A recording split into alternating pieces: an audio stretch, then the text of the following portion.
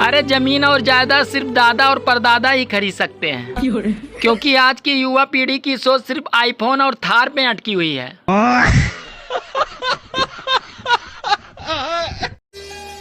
सुनो, ये पानी बरसने के बाद बिजली क्यों चमकती है?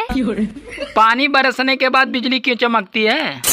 अरे पागल, भगवान टॉर्च मारकर देखते हैं कि कहीं कोई जगह सूखी तो नहीं रह गई। नर्स की ड्यूटी इतना आसान नहीं है दोस्तों, क्योंकि वो जिस मरीज को बचाने की कोशिश करती है, साला वो मरीज उसको पटाने की कोशिश करता है। भगवान ने औरतों को खूबसूरत बनाया, उनको घर के काम करने का हुनर दिया, उन्हें चंचल भी बनाया, फिर जुबान देकर किए कराए पे पानी फेर दिया। बादल कब बरसेंगे मौसम विभाग वाले तो बता देते हैं, लेकिन बीबी कब बरसेगी ये मौसम विभाग वालों का बाप भी नहीं बता सकता।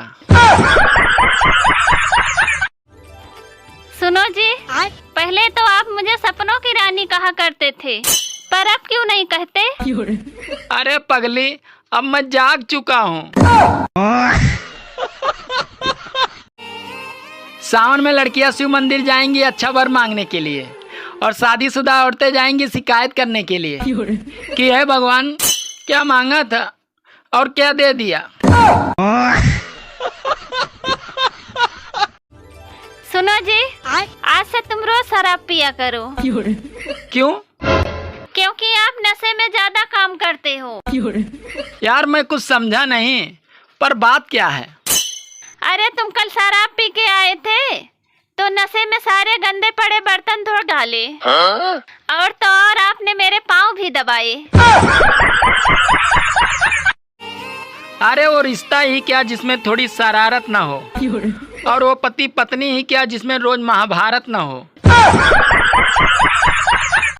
एक सक्की पत्नी का शक दूर करने के लिए एक पति ने दाढ़ी रख ली, पूजा पाठ करने लगा, गीता रामायण भी पढ़ने लगा और गरीबों की मदद करने लगा। अपने सारे बुरे काम छोड़कर प्रभु के भक्ति में लगा दी। अब उसकी पत्नी फोन पर अपने पति के बारे में सहेलियों को बता रही थी, कमीना अब स्वर्ग की अप्सराओं के चक्कर में है। अरे वो रिश्ता ही क्या जिसमें थोड़ी शरारत ना हो, और वो पति पत्नी ही क्या जिसमें रोज महाभारत ना हो। सुनो जी, हमेशा मेरा आधा सर दुखता है, लगता है डॉक्टर को बताना पड़ेगा। अरे पगली, उसको क्या बताना, जितना है उतना ही तो दुखेगा।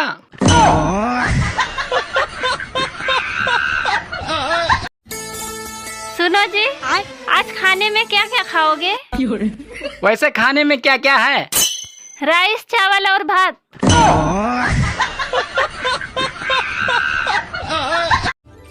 हमारे यहाँ के बादलों को कब्ज हो गई है। अरे 4-5 दिनों से छाए हुए हैं, लेकिन इनका प्रेशर ही नहीं बन रहा है। अरे जमीन और जायदाद सिर्फ दादा और परदादा ही खरीद सकते हैं, क्योंकि आज की युवा पीढ़ी की सोच सिर्फ आईफोन और थार पे अटकी हुई है।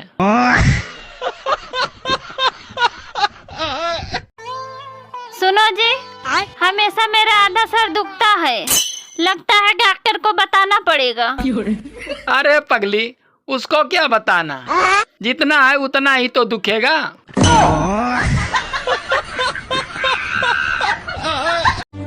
नर्स की ड्यूटी इतना आसान नहीं है दोस्तों, क्योंकि वो जिस मरीज को बचाने की कोशिश करती है, साला वो मरीज उसको पटाने की कोशिश करता है।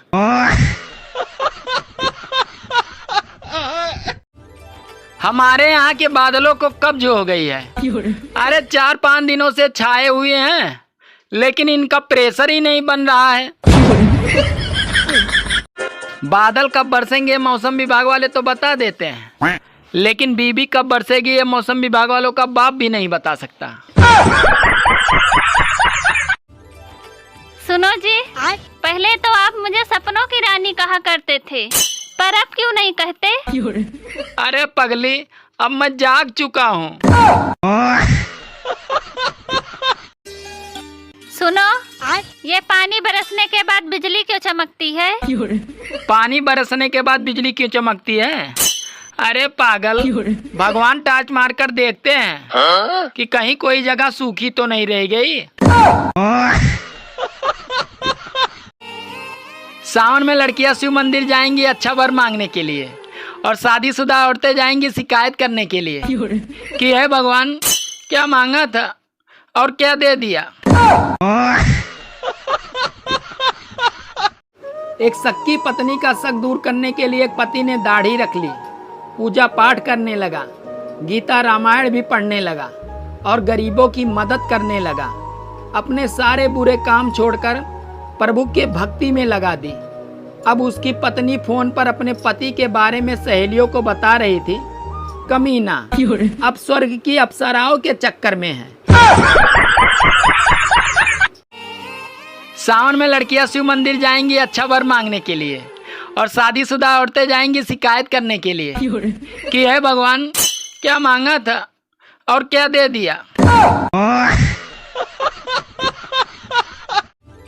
सुनो जी, आज से तुम रोज शराब पिया करो। क्यों? क्योंकि आप नशे में ज्यादा काम करते हो। यार मैं कुछ समझा नहीं, पर बात क्या है? अरे तुम कल शराब पी के आए थे तो नशे में सारे गंदे पड़े बर्तन धो डाले, और तो और आपने मेरे पाँव भी दबाए। सुनो जी, पहले तो आप मुझे सपनों की रानी कहा करते थे, पर अब क्यों नहीं कहते? अरे पगली, अब मैं जाग चुका हूँ। भगवान ने औरतों को खूबसूरत बनाया, उनको घर के काम करने का हुनर दिया, उन्हें चंचल भी बनाया, फिर जुबान देकर किए कराए पे पानी फेर दिया। सुनो जी, आज खाने में क्या क्या खाओगे? वैसे खाने में क्या क्या है? राइस, चावल और भात।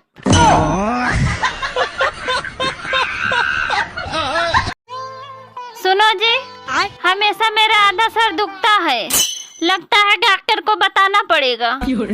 अरे पगली, उसको क्या बताना, जितना है उतना ही तो दुखेगा।